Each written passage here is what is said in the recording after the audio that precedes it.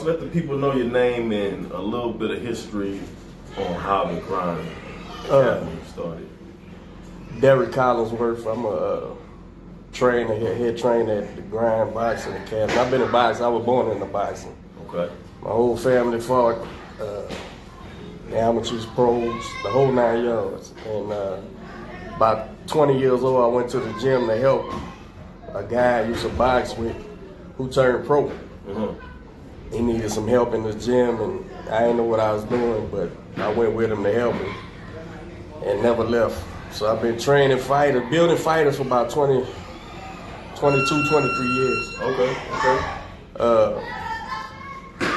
I had to go away a little while, bro. When I came back, some of my fighters was like, when we getting back in the gym? I said, well, I never find a gym. I had closed mine. Right. This gym used to be called the West End Gym. Mm. And I came up here and talked to the coach, a friend of mine, and started training my team here. I had like 3 or 4 fighters, and the guy was gonna close the gym. Mm-hmm. He was about 70, 71. And one of my boxers said, man, I'll buy this gym if you train the fighters. So I was like, all right.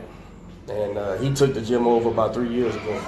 Okay, so how does a person know if they should take fighting seriously as a job or just do it as a hobby?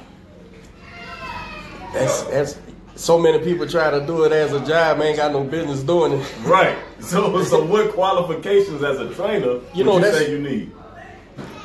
It's really why the amateur programs important. Not because I care about amateur boxing. See, I came up as far as a trainer goes, helping a guy who was going pro. So I learned how to train guys, professional boxers. Mm-hmm. Though I never fought professional. Right. I started developing boxers in the professional ranks.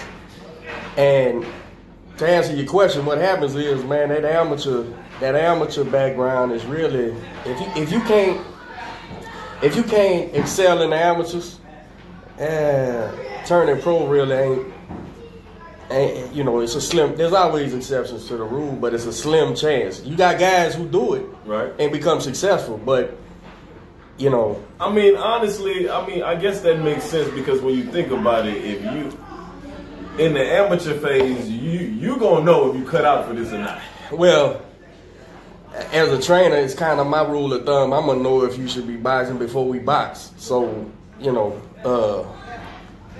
my highest rated amateur who's pro now, he's 7-0 right now. He just won a unanimous decision on Loma Lopez undercard. Mm-hmm.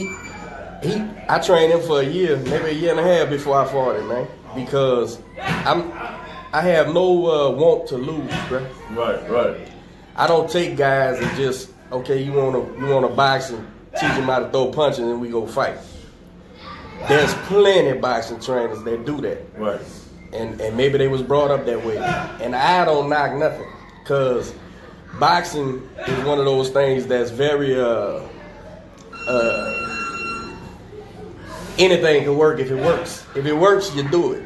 And so there's guys who throw kids in the ring and fight them. I just wasn't brought up like that. Right. So I don't do it. Right. So I make sure a kid has a sound foundation as far as being able to defend himself. Right. Okay. Nerves is gonna catch all that. Your first fight is your first fight. I don't care if it's 50 people or 100 people in the crowd. Your nerves is gonna be bad. I have yet to see a person fight their first amateur fight and look like a seasoned boxer. Right. But at least I know my kid done did the repetition, and I know he can defend himself. If he gets hit in the mouth, he knows what to do. So it's really you really need to utilize that amateur background in order to know if you should push on and try to do something in boxing. It's a hard life, man. People think, you know, it's funny. People think you're on TV or something that you eating. Nah, man. Not even almost, man. But what I've seen in the game is this. Guys go from nothing to something. And I think that's kind of why there's so many nightmare stories with boxers, man. Right. You take a kid who never paid a bill for real, poor, and then you give him $5 million. What you think he's gonna do with it? Right. You ever look at that football? They did a football thing, man, on ESPN. All the ball players with the millions of dollars, and soon they leave the league. They was living check to check in the league. They say if you don't have a plan to make that money grow, as soon as you get it, you might as well call yourself broke. Right. Because you're going to blow it. Right. So, okay, so for the grind, what's your direction for 2021? What would you like to see the grind at? Well, I tell you, man, we've been flourishing, man, and even in the pandemic, we shut down for a couple months, like everybody.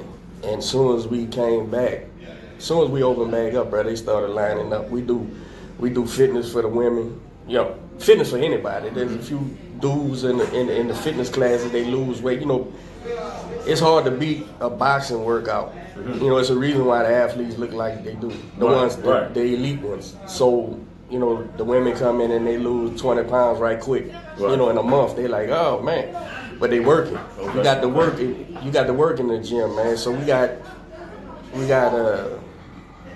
Well, it helps that you're a winner too. If you're a winner, right, people want to come. You know, and even though it's foolish, you know, fighters see a guy being successful and they think, well, I need to be over there to be successful. But I always remind people, look, if I'm teaching a guy how to fight, he still got to fight, right? That's true. So just because you're getting the same thing or the same treatment, don't mean you're gonna be successful. It's a long road, man. It's a hard thing to do to be fist fighting, man. So, you know, but being a winner, they come, they flock in, they want, and you find good fighters. You find good fighters. My fighter, Robert Redmond, the reason why we're here today, he's fighting for the ABO Junior welter title on November 28th. I didn't develop him. He came to me. Gotcha. And I took him over a couple years ago, and he's a hell of a fighter. He adapted to what I was trying to teach to him, try to teach him, and we built a good rapport over 3 years. You know, we're friends, and I care about him. So, you know, we just gonna keep trying to get. We're gonna keep trying to grow, man, and put out successful amateur fighters, professional fighters, anybody. You know, my whole crew, bro, is positive, man. We don't. Right. You know, if you don't fit in, you ask to leave. Right. If you don't leave, I make you leave. Right. That's how it works, man. So if the people wanted to get in contact with you, if they live in the Houston or Katy area and they wanted to sign up, or how would they get in contact with you? The Grind.Buzz is on the internet, or Google Map the Grind, man, and it'll come up. It'll show your address on West Little York, man. Call down, come work out for free. Get your workout in, see if it fits. If you do sign up, we don't ain't no bank account, nothing. You pay on the first. Gotcha. As long as you paid, you can hang out. Gotcha. Well, that's what's up, man.